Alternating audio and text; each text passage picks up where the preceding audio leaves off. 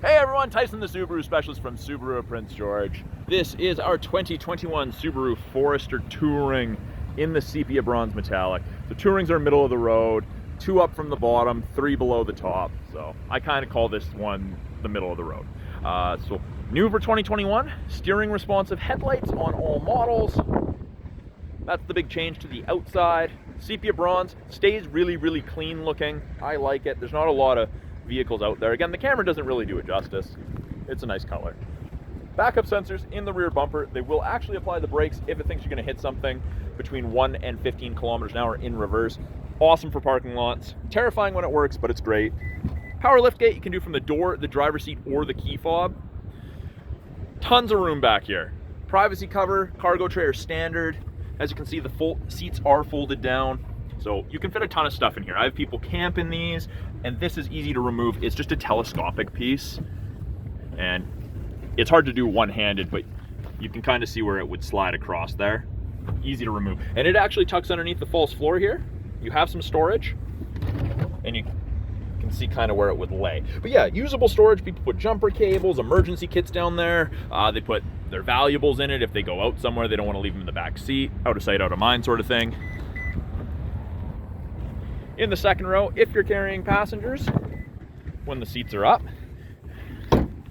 you can fit up to 3 people comfortably across in the back. Tons of headroom. We have vents out of the center console, so it heats up, cools down in the second row more quickly than others. 2 USB ports for charging. Keep everyone happy and connected on those longer trips.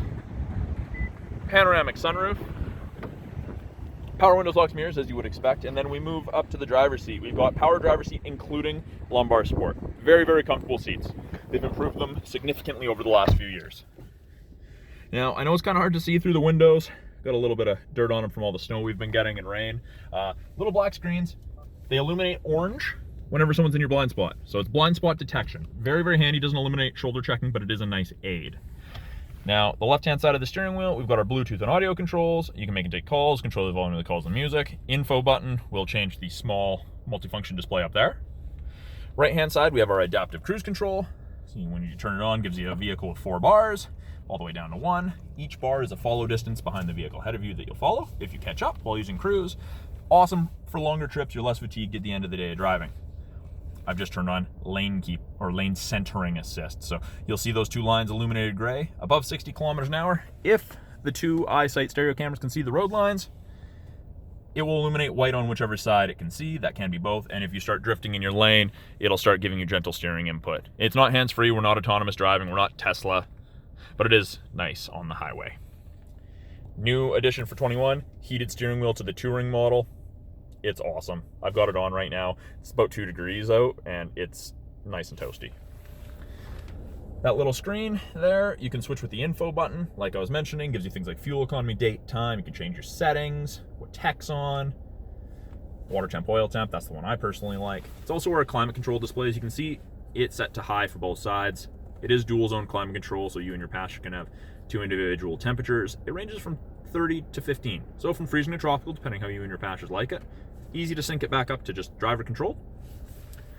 The Touring got the 8-inch display, so that's an upgrade from the 6.2 that it had previously. Just a nice big screen. It is touchscreen, but we have the physical buttons below.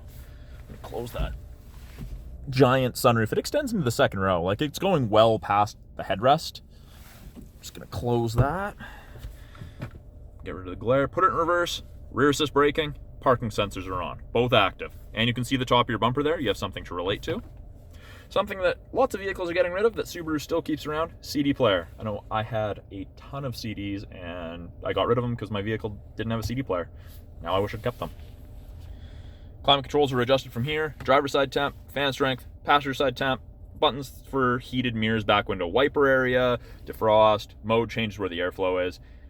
AC isn't the cold stuff that you're thinking of. That's max AC. Air conditioning's conditioning the air, so if there's a lot of moisture inside the cabin, it'll turn on, or you can turn it on, and it stops you from fogging up the windows. Great if you've got a bunch of people in the back that are breathing hard, or a ton of pets. Great for that. Automatic transmission with a manual drive mode. Heated seats, high and low for both the driver and passenger. Cloth heated seats heat up super fast. I'm a huge fan of them. X mode is like 4x4 low in a pickup for that really rough stuff. So you press it, X mode pops up, and that's the off-road screen. Always pops up when you turn on X mode.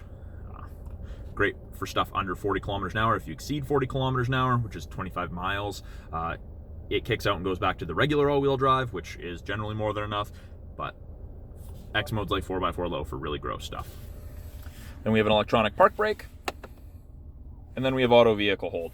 So AVH, auto vehicle hold, it's like a brake holder for drive-throughs, construction traffic, rush hour traffic. Great if you don't want to keep going from drive, sitting in rush hour, don't know if you're going to move for 5 minutes or not, to park, to drive, to park, to drive. It just holds the brake, and away you go. So like my foot's off the brake, we're not doing anything. So that's a brief overview of the 2021 Subaru Forester Touring. I'm Tyson, the Subaru Specialist. Talk to you guys soon.